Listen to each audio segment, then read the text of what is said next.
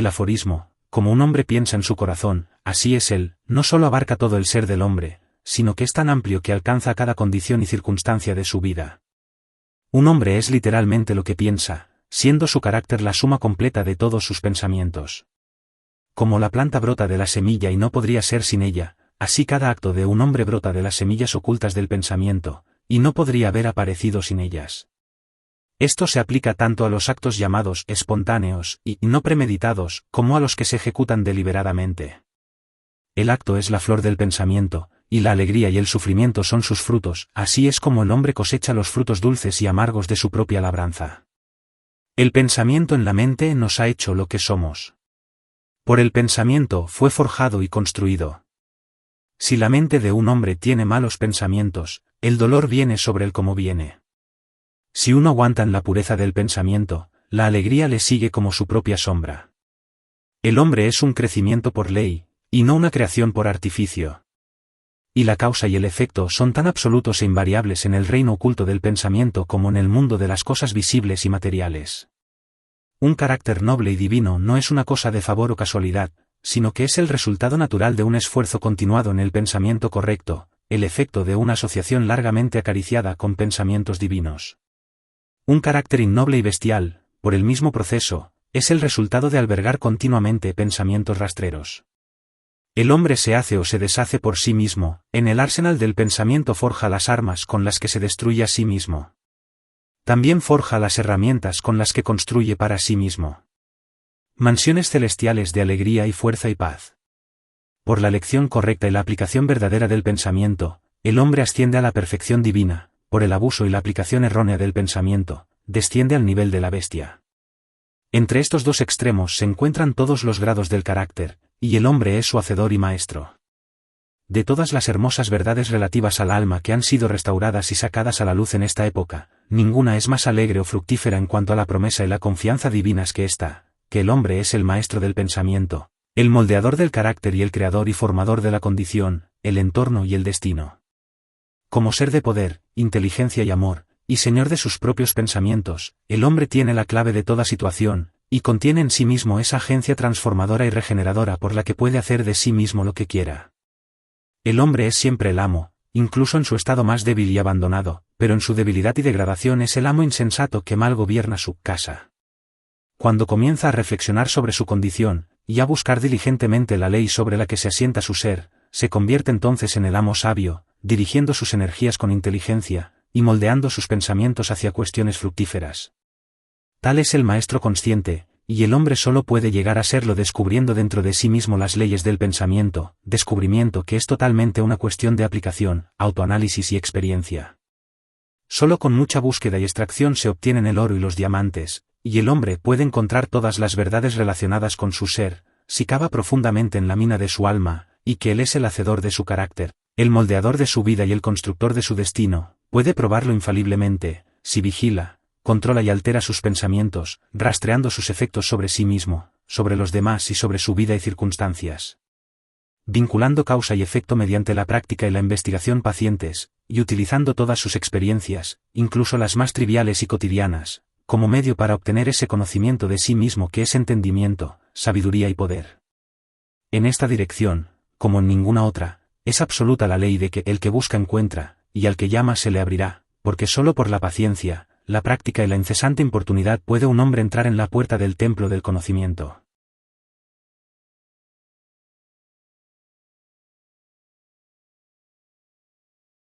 La mente de un hombre puede ser comparada con un jardín, que puede ser cultivado inteligentemente o dejado en estado salvaje, pero tanto si se cultiva como si se descuida, debe producir y producirá. Si no se ponen en él semillas útiles, caerá en él una abundancia de malas hierbas inútiles, que seguirán produciendo su clase. Al igual que un jardinero cultiva su parcela, manteniéndola libre de malas hierbas, y haciendo crecer las flores y los frutos que necesita, así un hombre puede cuidar el jardín de su mente, eliminando todos los pensamientos erróneos, inútiles e impuros, y cultivando hacia la perfección las flores y los frutos de los pensamientos correctos, útiles y puros. Siguiendo este proceso, el hombre descubre, tarde o temprano, que es el maestro jardinero de su alma, el director de su vida. También revela, dentro de sí mismo, las leyes del pensamiento, y comprende, con una precisión cada vez mayor, como las fuerzas del pensamiento y los elementos de la mente operan en la formación de su carácter, circunstancias y destino. El pensamiento y el carácter son uno, y como el carácter solo puede manifestarse y descubrirse a través del entorno y las circunstancias, las condiciones externas de la vida de una persona siempre se encontrarán armoniosamente relacionadas con su estado interior. Esto no significa que las circunstancias de un hombre en un momento dado sean una indicación de todo su carácter, sino que esas circunstancias están tan íntimamente conectadas con algún elemento vital del pensamiento dentro de él que, por el momento, son indispensables para su desarrollo. Todo hombre está donde está por la ley de su ser, los pensamientos que ha incorporado a su carácter le han llevado hasta allí, y en la disposición de su vida no hay ningún elemento de azar, sino que todo es el resultado de una ley que no puede errar. Esto es tan cierto para los que se sienten en desarmonía con su entorno como para los que están contentos con él. Como ser progresivo y evolutivo, el hombre está donde está para aprender a crecer, y a medida que aprende la lección espiritual que cualquier circunstancia contiene para él, ésta pasa y da lugar a otras circunstancias. El hombre es zarandeado por las circunstancias mientras crea que es una criatura de las condiciones externas, pero cuando se da cuenta de que es un poder creativo, y que puede dominar la tierra oculta y las semillas de su ser de las que crecen las circunstancias, entonces se convierte en el legítimo dueño de sí mismo. Que las circunstancias crecen a partir del pensamiento lo sabe todo hombre que haya practicado durante algún tiempo el autocontrol y la autodepuración, pues habrá notado que la alteración de sus circunstancias ha estado en proporción exacta con su condición mental alterada. Tan cierto es esto que cuando un hombre se aplica seriamente a remediar los defectos de su carácter, y hace rápidos y marcados progresos, pasa rápidamente por una sucesión de vicisitudes. El alma atrae lo que secretamente alberga, lo que ama, y también lo que teme, alcanza la altura de sus aspiraciones acariciadas, cae al nivel de sus deseos no castigados, y las circunstancias son el medio por el cual el alma recibe lo suyo.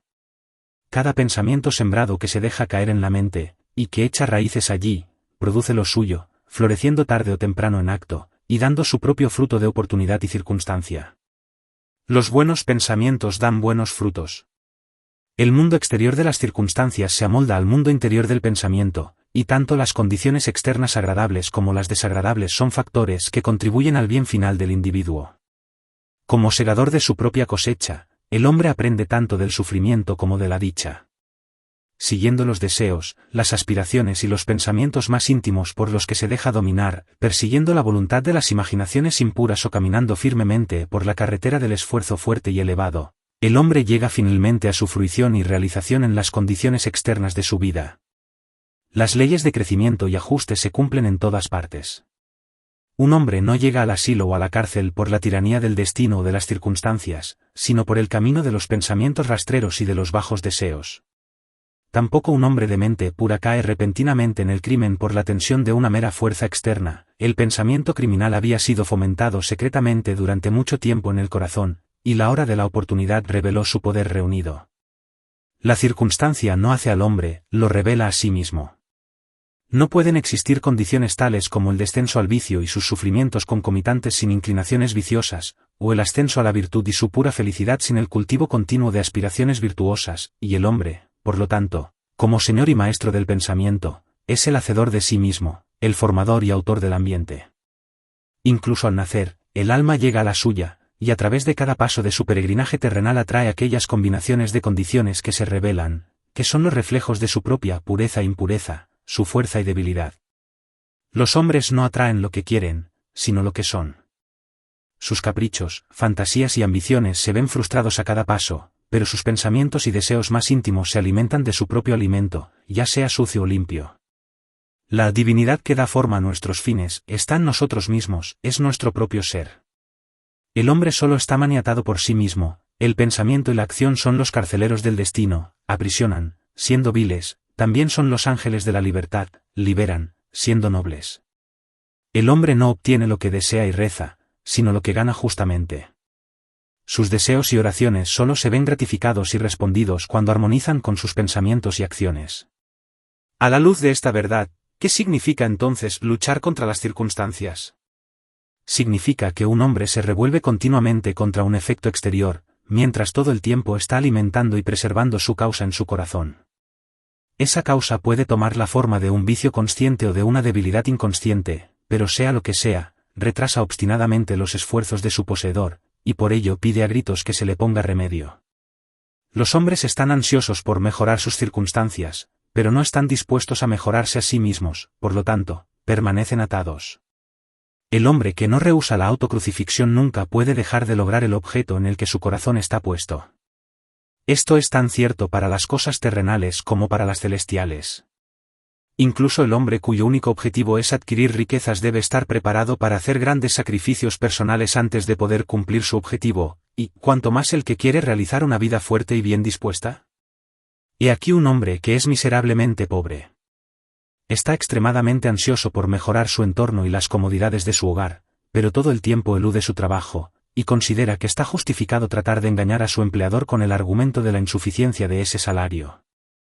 Un hombre así no entiende los rudimentos más simples de los principios que son la base de la verdadera prosperidad, y no solo es totalmente incapaz de salir de su miseria, sino que en realidad está atrayendo a sí mismo una miseria aún más profunda por amor de sus pensamientos indolentes, engañosos y poco viriles. He aquí un hombre rico que es víctima de una dolorosa y persistente enfermedad como resultado de la gula. Está dispuesto a dar grandes sumas de dinero para librarse de ella, pero no sacrificará sus deseos glotones. Quiere gratificar su gusto por las viandas ricas y antinaturales y tener también su salud. Tal hombre es totalmente incapaz de tener salud, porque todavía no ha aprendido los primeros principios de una vida sana. He aquí un empleador de mano de obra que adopta medidas torcidas para evitar el pago del salario reglamentario, y con la esperanza de obtener mayores beneficios, reduce los salarios de sus trabajadores. Un hombre así no es apto para la prosperidad, y cuando se encuentra en bancarrota, tanto en lo que respecta a la reputación como a la riqueza, culpa a las circunstancias, sin saber que él es el único autor de su condición. He introducido estos tres casos simplemente como ilustración de la verdad de que el hombre es el causante, aunque casi siempre inconscientemente, de sus circunstancias, y que, mientras se propone un buen fin, está continuamente frustrando su realización al fomentar pensamientos y deseos que no pueden armonizar con ese fin. Tales casos podrían multiplicarse y variarse casi indefinidamente, pero esto no es necesario, ya que el lector puede, si se lo propone, rastrear la acción de las leyes del pensamiento en su propia mente y en su vida, y hasta que esto no se haga, los meros hechos externos no pueden servir como base de razonamiento.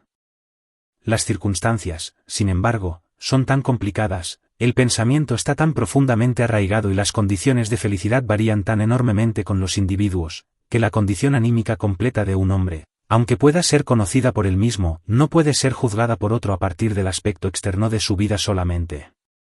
Un hombre puede ser honesto en ciertas direcciones, y sin embargo sufrir privaciones, un hombre puede ser deshonesto en ciertas direcciones, y sin embargo adquirir riqueza, pero la conclusión que generalmente se forma de que un hombre fracasa debido a su honestidad particular, y que el otro prospera debido a su deshonestidad particular, es el resultado de un juicio superficial, que asume que el hombre deshonesto es casi totalmente corrupto, y el hombre honesto casi totalmente virtuoso. A la luz de un conocimiento más profundo y de una experiencia más amplia, se descubre que tal juicio es erróneo. El hombre deshonesto puede tener algunas virtudes admirables que el otro no posee, y el hombre honesto vicios odiosos que están ausentes en el otro. El hombre honesto cosecha los buenos resultados de sus pensamientos y actos honestos, también trae sobre sí los sufrimientos que sus vicios producen. El hombre deshonesto también cosecha sus propios sufrimientos y felicidad. Es agradable a la vanidad humana creer que se sufre a causa de la propia virtud, pero hasta que el hombre no haya extirpado de su mente todo pensamiento enfermizo, amargo e impuro, y haya lavado de su alma toda mancha pecaminosa, no podrá estar en condiciones de saber y declarar que sus sufrimientos son el resultado de su bien y no de sus malas cualidades, y en el camino hacia esa perfección suprema, aunque mucho antes de haberla alcanzado, habrá encontrado, obrando en su mente y en su vida, la gran ley que es absolutamente justa, y que no puede, por tanto, dar bien por mal, ni mal por bien. Poseyendo tal conocimiento, sabrá entonces, mirando hacia atrás a su ignorancia y ceguera pasadas, que su vida está, y siempre estuvo, justamente ordenada, y que todas sus experiencias pasadas, buenas y malas, fueron el resultado equitativo de su ser en evolución, aún no evolucionado. Los buenos pensamientos y acciones nunca pueden producir resultados malos, los malos pensamientos y acciones nunca pueden producir resultados buenos. Esto no es más que decir que nada puede salir del maíz sino el maíz, nada de las ortigas sino las ortigas. Los hombres comprenden esta ley en el mundo natural, y trabajan con ella, pero pocos la comprenden en el mundo mental y moral, aunque su operación allí es igual de simple y sin desviaciones, y, por lo tanto, no cooperan con ella. El sufrimiento es siempre el efecto de un pensamiento equivocado en alguna dirección. Es una indicación de que el individuo no está en armonía consigo mismo, con la ley de su ser. La única y suprema utilidad del sufrimiento es purificar, quemar todo lo que es inútil e impuro. El sufrimiento cesa para quien es puro. No tendría objeto quemar el oro después de haber eliminado la escoria, y un ser perfectamente puro e iluminado no podría sufrir. Las circunstancias que un hombre encuentra con sufrimiento son el resultado de su propia inarmonía mental. Las circunstancias que un hombre encuentra con la bendición, son el resultado de su propia armonía mental. La bendición, no las posesiones materiales, es la medida del pensamiento correcto. La desdicha, no la falta de posesiones materiales, es la medida del pensamiento equivocado. Un hombre puede ser maldito y rico, puede ser bendito y pobre. La bienaventuranza y la riqueza solo van unidas cuando las riquezas se usan correcta y sabiamente, y el pobre solo desciende a la miseria cuando considera su suerte como una carga injustamente impuesta. La indigencia y la indulgencia son los dos extremos de la miseria. Ambos son igualmente antinaturales y el resultado de un desorden mental. Un hombre no está bien condicionado hasta que es un ser feliz, sano y próspero, y la felicidad, la salud y la prosperidad son el resultado de un ajuste armonioso de lo interno con lo externo, del hombre con su entorno. Un hombre solo empieza a ser hombre cuando deja de quejarse y de vituperar, y comienza a buscar la justicia oculta que regula su vida. Y a medida que adapta su mente a ese factor regulador, deja de acusar a los demás como la causa de su condición, y se construye a sí mismo en pensamientos fuertes y nobles, deja de patalear contra las circunstancias, sino que comienza a utilizarlas como ayudas para su progreso más rápido, y como un medio para descubrir los poderes y posibilidades ocultos dentro de sí mismo. La ley, y no la confusión, es el principio dominante en el universo. La justicia, y no la injusticia, es el alma y la sustancia de la vida, y la rectitud, y no la corrupción, es la fuerza que moldea y mueve el gobierno espiritual del mundo. Siendo esto así, el hombre no tiene más que enderezarse a sí mismo para descubrir que el universo es correcto, y durante el proceso de enderezarse a sí mismo, encontrará que a medida que altere sus pensamientos hacia las cosas y otras personas, las cosas y otras personas se alterarán hacia él. La prueba de esta verdad está en cada persona, y por lo tanto admite una fácil investigación por medio de una introspección y un autoanálisis sistemáticos. Que un hombre altere radicalmente sus pensamientos, y se asombrará de la rápida transformación que se producirá en las condiciones materiales de su vida. Los hombres imaginan que el pensamiento puede mantenerse en secreto, pero no puede. Rápidamente se cristaliza en el hábito, y el hábito se solidifica en las circunstancias. Los pensamientos bestiales se cristalizan en hábitos de embriaguez y sensualidad, que se solidifican en circunstancias de indigencia y enfermedad. Los pensamientos impuros de todo tipo se cristalizan en hábitos enervantes y confusos, que se solidifican en circunstancias distractoras y adversas. Los pensamientos de miedo, duda e indecisión se cristalizan en hábitos débiles, poco varoniles e irresolutos, que se solidifican en circunstancias de fracaso, indigencia y dependencia servil. Los pensamientos perezosos cristalizan en hábitos de suciedad y deshonestidad, que se solidifican en circunstancias de suciedad y mendicidad. Los pensamientos odiosos y condenatorios cristalizan en hábitos de acusación y violencia, que se solidifican en circunstancias de injuria y persecución. Los pensamientos egoístas de todo tipo cristalizan en hábitos de búsqueda de sí mismos, que se solidifican en circunstancias más o menos penosas.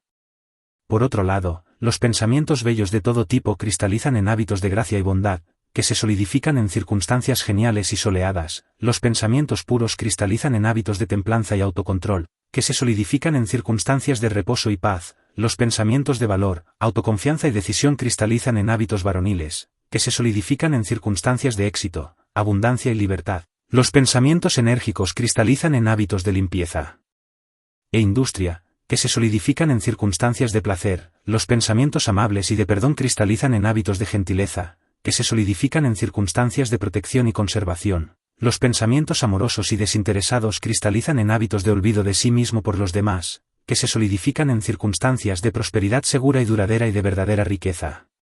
Una determinada línea de pensamiento en la que se persiste, sea buena o mala, no puede dejar de producir sus resultados sobre el carácter y las circunstancias. Un hombre no puede elegir directamente sus circunstancias, pero puede elegir sus pensamientos, y así indirectamente, pero con seguridad, dar forma a sus circunstancias. La naturaleza ayuda a cada hombre a la gratificación de los pensamientos que más fomenta, y se presentan oportunidades que harán aflorar más rápidamente tanto los pensamientos buenos como los malos. que un hombre deje de tener pensamientos pecaminosos, y todo el mundo se ablandará hacia él, y estará dispuesto a ayudarle, que deje de lado sus pensamientos débiles y enfermizos, y surgirán oportunidades por doquier para ayudar a sus fuertes resoluciones, que fomente los buenos pensamientos, y ningún duro destino le atará a la desdicha y la vergüenza. El mundo es tu caleidoscopio, y las diversas combinaciones de colores que en cada momento sucesivo te presenta son las imágenes exquisitamente ajustadas de tus pensamientos en constante movimiento.